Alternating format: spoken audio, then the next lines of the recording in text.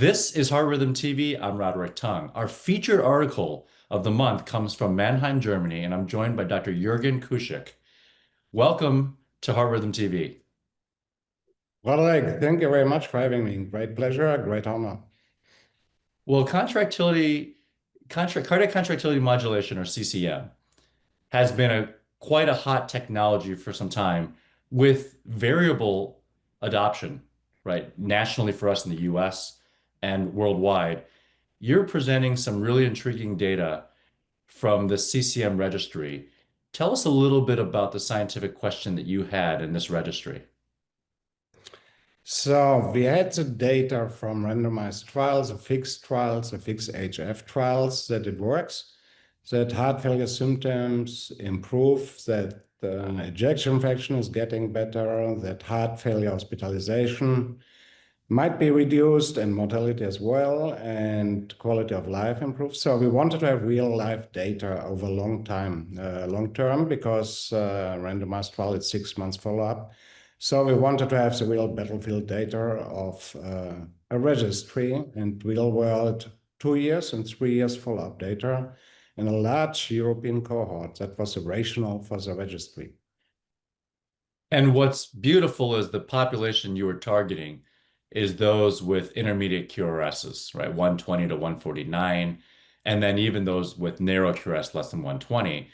I will say that as a clinical cardiologist, every time I see someone with heart failure and they have wide QRS, I kind of get excited because I know there's an electrical therapy that we could prescribe. But obviously, there's always this feeling of there isn't as much we can do electrically when the QRS is relatively narrow. Absolutely. So the original registry included all patients with all QRS width. So later we made a subgroup analysis with the intermediate QRS duration. So the gray zone patients that are not very suitable for CRT or CSP might work, but might not. So data is lacking still. And so we were very surprised that in the overall cohort, but also in the subgroup with intermediate QRS durations, it worked. So that's a huge message. And even it's related now, I think, to a change in indication in US. So you have now for CCM also indication not receiving CRT. That's official CCM indication for patients with ejection fraction 22 to 45%. And take us through the outcomes that you looked at. You looked at ejection fraction, but predominantly this is heart failure hospitalization, right? Pre and post CCM. You've got this beautiful figure one, and take us through what you found with the reduction in heart failure hospitalizations. So you can clearly see that heart failure hospitalizations were reduced by more than 70% in the intermediate QRS duration group. And that's an amazing number over 2 years. And even 2 years before, 1 year before, 2 years after, so 3 years follow-up even.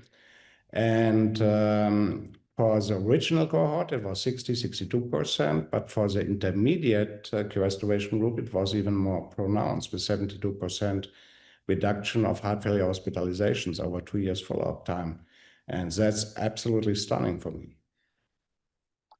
So let's talk a little bit about the real world application, because this is beautiful real world data from registry that really supplements and complements randomized trials, as you've noticed, as you've noted, because there's limitations in all types of data sets, but the aggregate really is quite powerful. What are the barriers to more widespread CCM adoption? And in Mannheim, where you practice, is this mostly heart failure cardiologists that are referring to you? Or is this internally the way that you filter through and select patients that are referred already to electrophysiology? So to start with the last question first. So Mannheim, we started with CCM 22 years ago in the early 2000s with the first implants. So we have a lot of implants, a lot of follow-up years, and we saw a lot of patients. So meanwhile, we have both. As you said, we have internal referrals from our heart failure docs here. We have external referrals from the heart failure docs and generalists and cardiologists from outside. So we have a mixed patient cohort, I think. And of course, you're absolutely right. There were some barriers. And if you look back now, 22 years doing already the therapy, and still the adoption is not perfect, I would say. Might be because the randomized trials a long time ago. So now we have both. We have the randomized trials and the registry and many, many single um, cohort patient experiences that comes to the same result. It improves quality of life and it improves ejection fraction. It reduces hospitalization rates and probably also altogether mortality. It improves exercise capacity. So that's one of the main goals we want to have. We want to feel our patients better. That's the hardest endpoint for our patients. And having also long-term outcome data, I think it enhances the message of CCM therapy. So clear barriers might be that there's no clear guideline recommendation. It's in between the lines, 2A to B recommendations. Now in the international iCardio implementation of heart failure guidelines, it's recommended. And I think now putting all data together, we will have certainly clearer indications in the future. And also, we have more indications for FPAF. We have very soon the defibrillator combined with the CCM. So a lot of things going on that could improve the adoption and bring it into the guidelines as well. Well, I want to congratulate you, your team, and your co-investigators of bringing this to the forefront into the Heart Rhythm Journal. We all wrestle with all of the new strategies for heart failure, and we understand there's been tremendous breakthroughs in the four pillars of medical therapy. And I want to congratulate you because the utilization of those pillars was quite high when you look at table one. You know, it's over 85 or 90% from some of the seminal. And now we want to know what to do with narrow QRS. And we talk about this at the Physiology Pacing Symposium all the time. We know that we can't prescribe conduction system pacing, and that's all the rage. So there has to be something else. And we know that biventricular pacing has not been useful in some of like the echo CRT narrow QRS population. So this is something that's very provocative. Obviously, it's something that we all have variable experience with, and we can't help but be anecdotal with a lot of our experience. But you've been doing this now for 2 decades, and I think this is this adding to the data, and it's very exciting and very interesting, and we're excited to see more of this.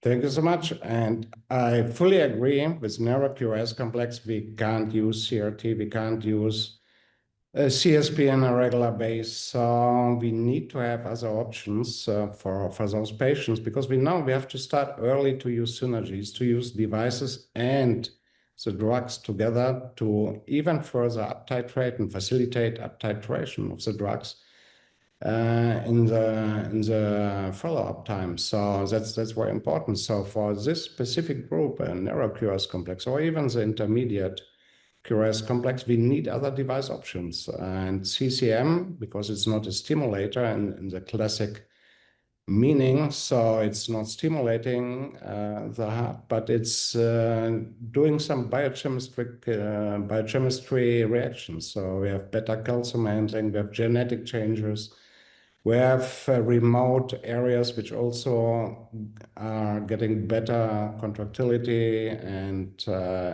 at the end of the day, we have reverse remodeling. And that's one of the main reasons we do it since 2 decades. We see it in our patients. We see it in the data. We see it in the randomized data, also in the registries.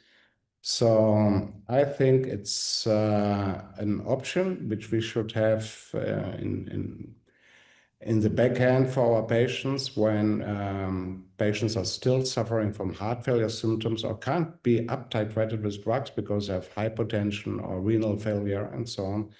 So I think the combined device, drug therapy, and all interventions altogether, that's the topic we have to speak and to discuss now in the future always. Well, Dr. Kuschyk, thank you for joining us. Congratulations on your manuscript. And it's for all the readers and the reviewers to take a look at and figure out how that implements in their practice. Thank you for being on Heart Rhythm TV. Thank you, Roderick, for having me. Great pleasure.